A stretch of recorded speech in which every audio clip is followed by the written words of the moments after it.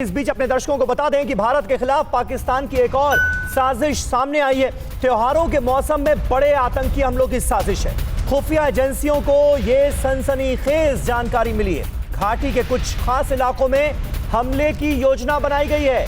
सीमा पार launch pad पर तैयारियों में जुटे हैं आतंकी। और थोड़े दिनों पहले ही हमने आपको यह खबर दी थी कि पाकिस्तान की तरफ 250 से 300 आतंकवादी पूरी तरह तैयार बैठे हैं कि कब मौका मिले और वो सीमा पार करके हिंदुस्तान के अंदर दाखिल हो जाएं। मनीष झा हमारे साथ इस वक्त मौजूद हैं। मनीष, पाकिस्तान अब खुलकर सामने आता हुआ नजर आ रहा है अजरबैजान और आर्मेनिया की जंग में, यानी अब कहीं ना कहीं आग में और ज्यादा घी डालने की कोशिश की जाएगी। जो काम तुर्की कर रहा है उसे बढ़ चढ़कर अब पाकिस्तान भी करेगा, पर्दे के पीछे से नहीं, खुलकर। जी हाँ, बिल्कुल। देखिए, अफसोस की बात यह है कि पाकिस्तान का चरित्र एक रक्त पिपासु कंट्री की तरह हो गया है, जो हर जगह खून बहाना चाहता है। चाहे अजरबैजान हो, चाहे अफगानिस्तान हो, या फिर भारत में उसकी कोशिश तो होती है। जैसे अब सर्दियां हो रही है तो वो आतंकी घुसपैठ करने की कोशिश करते हैं।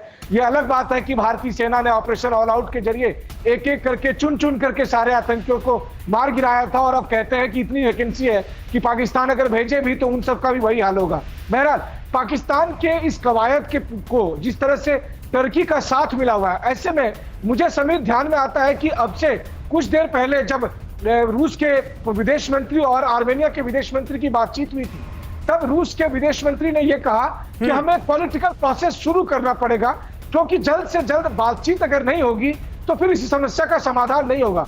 लेकिन बातचीत किससे करेंगे? क्या आप अजरबैजान से करेंगे? क्योंकि अगर अजरबैजान से केवल आप बातचीत करते हैं तो मामले का सुलझाया नहीं जा सकेगा। और टर्की और पाकिस्तान के इरादे इतने नापाक हैं कि उससे आप बातचीत कैसे कर सकते हैं? उसकी जो नापाक इरादे, उसको आप लेजिटिमेसी कैसे? बिल्कुल मनीष, आपने सही कहा। और टर्की का जो रुख है उस पर निश्चित तौर पर बहुत सवाल खड़े होते हैं। टर्की से ही जुड़ी एक बड़ी खबर यह है कि अजरबैजान के लिए पूरी दुनिया से पंगा लेने को तैयार है तुर्की।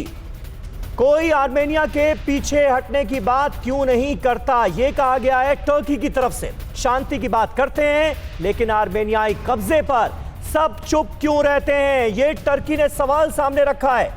परवाह देश की, सोमवार से शुक्रवार रात 10 बजे TV9 भारतवर्ष पर।